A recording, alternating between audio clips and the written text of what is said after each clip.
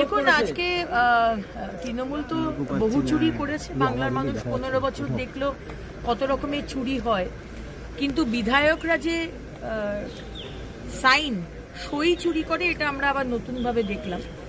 এবং সেখানে অভিষেক ব্যানার্জি একটি চিঠি এসেছিল সামনে আমাদের সবার সামনে, যেখানে উনি বলছেন যে শোভনদেব বাবুকে করার জন্য, লিডার অফ অপোজিশন, তিনি সাংসদ হিসেবে তো বিধায়কের ব্যাপারে কথা বলতে পারেন না, ওয়েস্ট বেঙ্গল লেজিসলেটিভ অ্যাসেম্বলির ব্যাপারে কথা বলতে পারেন না।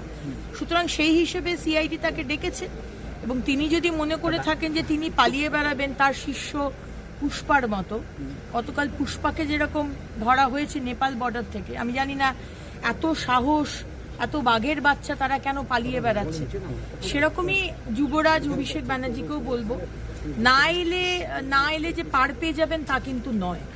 সুতরাং যদি সই জাল করে থাকে কেউ, বা আপনি চিঠিটা করে থাকেন, কি বিষয় সেটা কিন্তু সিআইডিকে আপনাকে জানাতে হবে।